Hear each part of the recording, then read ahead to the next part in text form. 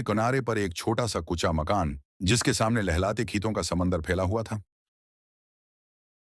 सूरज रोज मशरिक से निकलता, अपनी तपश खेतों पर डालता और शाम ढले मगरिब में डूब जाता।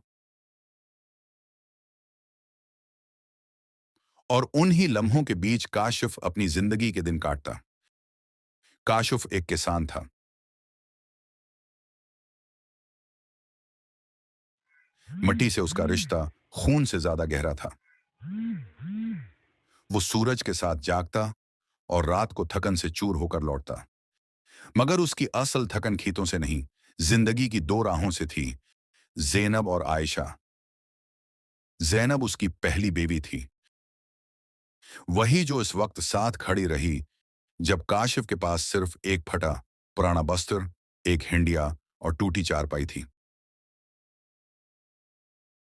ज़ैनब ने फाके काटे, धूप में कपड़े सिखाए और काशिफ के लिए हर तूफान झेला। फिर आयशा आई, जवान, शौक और दिल को लुभाने वाली। रिश्तेदारों की जद पर निकाह हुआ, मगर दिल भी जल्द ही मायल हो गया। काशिफ ने सोचा था कि वो दोनों बीवियों के साथ इंसाफ करेगा, मगर जल्द ही उसे एहसास हुआ कि इंसाफ करना आसान नहीं, खास तौर पर जब दिल किसी तरफ झुकने लगे। खेत और घर की जंग खेतों में इस साल बारिश कम हुई थी, फसल कमजोर निकली, आटा, दाल सब महदूद था। काशिफ के कुंधों पर सिर्फ फसल का नहीं, दो घरों का बोझ था। एक दिन वो ज़ैनब के घर थोड़ा सा आटा लेकर आया। ज़ैनब ने कुछ नहीं कहा,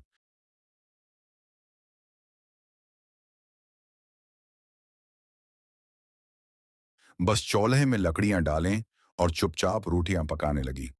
जब वो आयशा के पास गया तो खाली हाथ था। आयशा ने तेज लहजे में कहा, तुम हर बार उसी के घर क्यों पहले जाते हो? क्या मैं तुम्हारी बीवी नहीं? काशिफ ने नरमी से जवाब दिया। आयशा, आज जो थोड़ा सा आटा बचा था, मैंने दोनों के बीच बांटा। थोड़ा उसे दिया, थोड़ा तुम्हारे लिए रखा था, मगर रास्ते में फकीर मिल गया, दिल ना माना, उसे दे दिया। आयशा का चेहरा सख्त हो गया। फकीर के लिए तुम्हारे दिल में रहम है, मगर मेरे लिए नहीं। मैंने भी तो तुम्हारे लिए अपना सब कुछ छोड़ा था। काशिफ खामोश हो गया। ये वो बात थी जो ज़ैनब कभी जबान पर नहीं लाती, मगर आयशा हर बार कहती थी।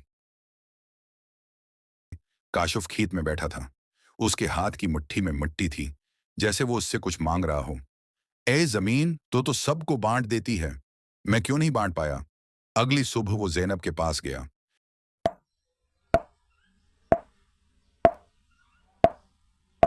ज़ैनब, मैं चाहता हूं हम सब एक ही छत के नीचे रहें।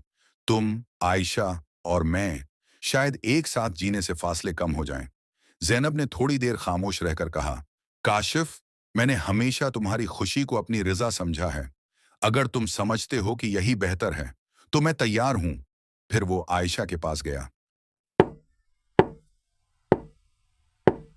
आयशा, मैं इंसाफ नहीं कर पाया, मगर मैं कोशिश कर रहा हूं। आओ ज़ैनब के साथ एक ही घर में रहें। हो सकता है हम सबको सुकून मिले। आयशा ने पहले तो इनकार किया, फिर सोच में पड़ गई। दिनों बाद उसने हामी भर ली। एक छत, दो औरतें, एक दिल। शुरू में झगड़े हुए, खामोशियां छाएं, मगर वक्त के साथ दोनों औरतों ने एक दूसरे को समझना शुरू किया। ज़ैनब आयशा को बड़ी बहन जैसी लगने लगी, और आयशा ने ज़ैनब की खामोश कुर्बानियों का एहतराम करना सीखा।